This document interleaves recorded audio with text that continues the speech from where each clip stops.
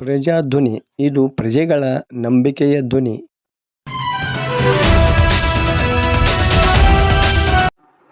ವಿಶ್ವ ಪರಿಸರ ದಿನಾಚರಣೆ. ಗದಗ ಜಿಲ್ಲೆ ಲಕ್ಷ್ಮೇಶ್ವರದ ಸರ್ಕಾರಿ ಮನದಾರಿ ಪ್ರಾಥಮಿಕ ಹೆಣ್ಣು ಮಕ್ಕಳ ಶಾಲೆಯಲ್ಲಿ ಬುಧವಾರ ವಿಶ್ವ ಪರಿಸರ ದಿನ ಆಚರಿಸಲಾಯಿತು. ಕರ್ನಾಟಕ ರಾಜ್ಯ ನೌಕರರ ಸಂಘದ ತಾಲೂಕು ಘಟಕದ ಅಧ್ಯಕ್ಷ DH ಪಾಟೀಲ ಸಸಿ ನೆಡುವುದರ ಮೂಲಕ ಮಕ್ಕಳಿಗೆ ಪರಿಸರ ಜಾಗೃತಿ ಕುರಿತು ಮಾತನಾಡಿದರು.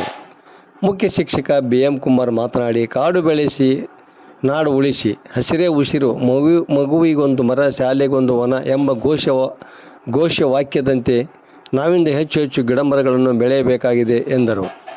ಈ ಸಂದರ್ಭದಲ್ಲಿ RM ಶಿರಹಟ್ಟಿ, HD ನಿಂಗರೆಡ್ಡಿ, ಸ್ವಪ್ನ ಕಾಳೆ, RK ಉಪನಾಳ, ದೀಪಾ ಕುಂಬಾರ, ಕಟ್ಟಿಮನಿ ಸೇರಿದಂತೆ ಮತ್ತಿತರರು ಇದ್ದರು.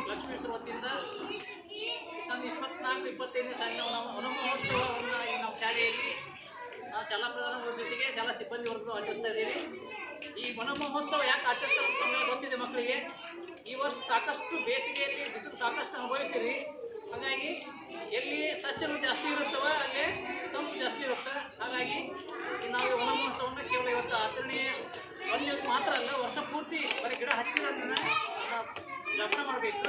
ನಮ್ಮ ಪರಿಸರ ತಂಪು ಇರುತ್ತೆ ಅಂತ.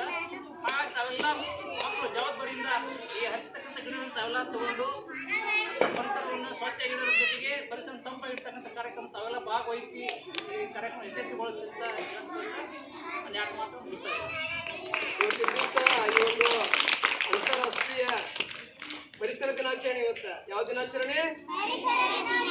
ಪ್ರತಿ ತಿಂಗಳ ಜೂನ್ ಮಳೆಗಾಲದಲ್ಲಿ 5ನೇ ತಾರೀಕು ಪರಿಸರ ದಿನಾಚರಣೆಯನ್ನು ಆಚರಿಸ್ತೀವಿ ನಾವು. ಪಾಟೀಲ್ ಸರ್ ಹೇಳಿದಂಗ ಬರೀ 5ನೇ ತಾರೀಕು ಒಂದು ದಿವಸ ಗಿಡ ಹಚ್ಚಿ ಬಿಡೋದಲ್ಲ, ಈ ವರ್ಷದುದ್ದಕ್ಕೂ ಮಳೆಗಾಲ ಹೋಗುವವರೆಗೂ ನಾವು ನಮ್ಮ ಹಿತ್ಲ, ಶಾಲೆ, ಹೊಲ, ತೋಟ, ಗದ್ದೆಗಳಲ್ಲಿ ಗಿಡ ಮರಗಳನ್ನು ನೆಡಬೇಕು. ಅವನು ವರ್ಷದುದ್ದಕ್ಕೂ ಜೋಪಾನ ಮಾಡಿದ್ರೆ ಮುಂದಿನ ದಿನಗಳಲ್ಲಿ ನಮಗದು ತಂಪನ್ನು ಕೊಡ್ತೈತೆ ಅಂತಕ್ಕಂಥ ಮಾತನ್ನು ಹೇಳ್ತಾ ಅವರು ಹಸಿರೇ ಕಾಡು ಬೆಳೆಸಿ, ಹಸಿರೇ ಕಾಡು ಬೆಳೆಸಿ,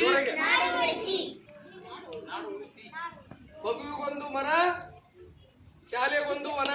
ಹೇಳ್ರಿ, ಮಗುವಿಗೊಂದು ಮರ